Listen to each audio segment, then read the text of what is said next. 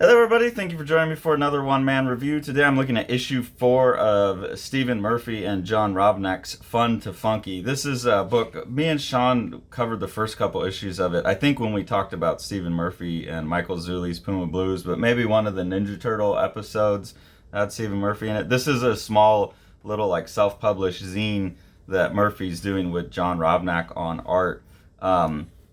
The first couple issues were strange. I didn't know quite what to make of it because it was like this guy in a rocket ship looking for an issue of Will Eisner's The Spirit that he remembers from his childhood. In this issue 4, I finally like it.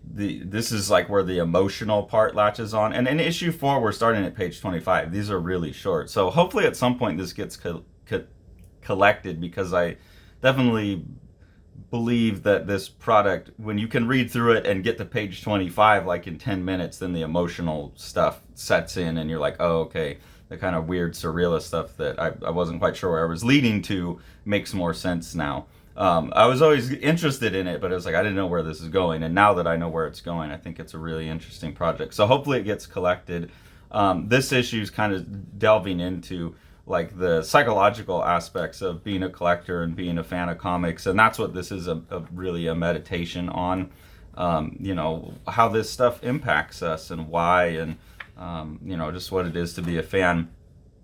And that emotional impact was furthered by this introduction by Stephen Murphy, which kind of broke my heart and made me sad for many different reasons. But he's talking about having some medical condition. He doesn't say exactly what it is, but it makes him very hard for him to work, very hard for him to hold a job, very hard for him to even do creative writing. Like he said, most recently he worked as a public librarian. And he's really grappling in this thing with like, hey, I'm 63 years old. The average American male makes it to 77. So at most, I've got 14 years, and I've got a condition that's making it likely that I'm not even going to make it to the average. And so the thing that he says about this is like the question this leaves him with is, what should I be reading? And then also like, what should I do with my body when I die? But it seems like the first one is more interesting to him. Like, I'm running out of time and there's way more that I want to read than I ever could read. What should I be prioritizing? And that like really punched me in the gut. I just turned 41. I know that's not 63, but within the last year I had this realization that I don't have enough time in my life to finish all the art projects and comics that I want to do. Like, it's just not possible at my speed. I mean, I guess if I quit my job and focused entirely on that, maybe I'd make a lot more progress, but that's just not wise or possible. So, like, that's a question I'm having asked just about my artistic production.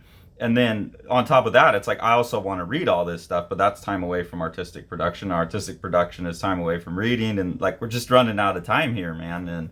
And so I've been grappling with that a lot as well.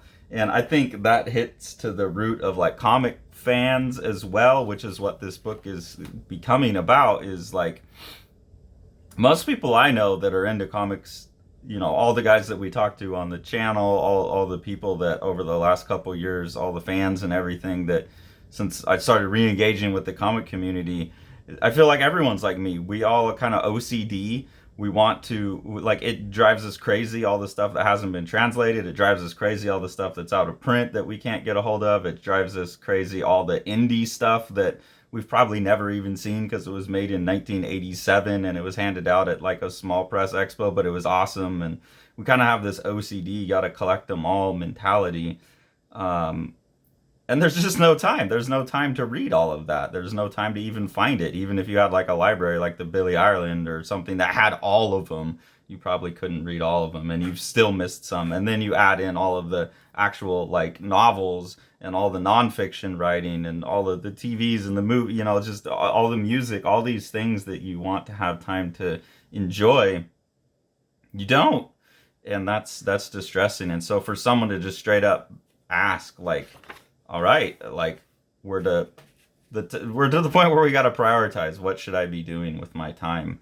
Um, that kind of hurts to read, and then you add to that like this is a guy who he wrote Puma Blues, one like it's kind of a legendarily great book He wrote all of the Archie TMNT adventures that like formed my youth and Sean's youth and pretty much anyone around my age's youth. Like those books were part of why we're artists. I mean, like in my grad school essay, I wrote the Teenage Mutant. The very first line of my entrance essay when I was applying to grad school is I blame it all on the Teenage Mutant Ninja Turtles, and I was referring not to the cartoons or the toys or anything like that. For me, Teenage Mutant Ninja Turtles was those Archie books. I didn't have a TV. I got the toys, but that was because I liked the comics. So I wouldn't be an artist probably if I hadn't read that stuff. And now this guy doesn't have a job. I mean, he says it's hard to write, so it's probably hard to get writing jobs. But, you know, this is someone who shaped American culture. And now he's like struggling and doing like 8-page zines and having a hard time financially and with his health and everything. And I mean, I get all the economic factors and other things going in behind that, but, you know, like new wave of artists come in and you want that. And things go out of print and you can't afford to just keep them in print just to keep them in print because you're only selling like 20 copies a year. You can't justify that. So I get it all, but it's sad. It's sad. So definitely, I would suggest that everyone support Stephen Murphy and John Rovnak and go get this book. And now that I have a kind of a clearer picture of where it's going to, I can really say like, hey, yeah, this is something I believe in. It's something that's touching me, and hopefully there will be a collected edition because I do think from what I've seen so far that this is gonna be a really impactful book in a collected version. So yeah, please check this out. And then also thanks to I think it's John probably who did this, but if not, thank you to Stephen Murphy. I answered a question that they had asked in the last book about you know, would you give up art or comics or something like that for your loved one if they asked, and I answered that. So they put that in there, which is fun. And then they gave a shout out. John gave a shout out to the abolition of man. So I appreciate the free advertising as well, John. Thank you.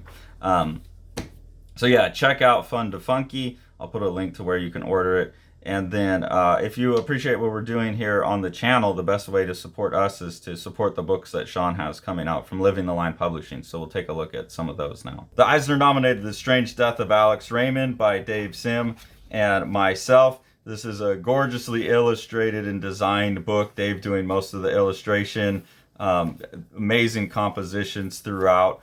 What Dave is doing is he's recording his obsession with the death of master cartoonist Alex Raymond behind the wheel of Stan Drake's car when they got into a car crash. The best description of the book that I've heard is that it's like understanding comics with pages like this mixed with something like From Hell when you get into the theories about, you know, what actually happened with the car crash. And then with Sean on production, it's just one of the most gorgeously printed books you could get a hold of. Issue number 3 of The Abolition of Man is part 2 of the sci-fi social satire story that I started in issue 2 of The Abolition of Man. Sean has picked up the writing reins for issue 3 and taken my story and expanded upon it and given it an ending. We're asking, this is still all entirely illustrated by the Midjourney AI. We're just asking it to work in the pen and ink style that we were using for issue 2. It's one of the funniest, scariest,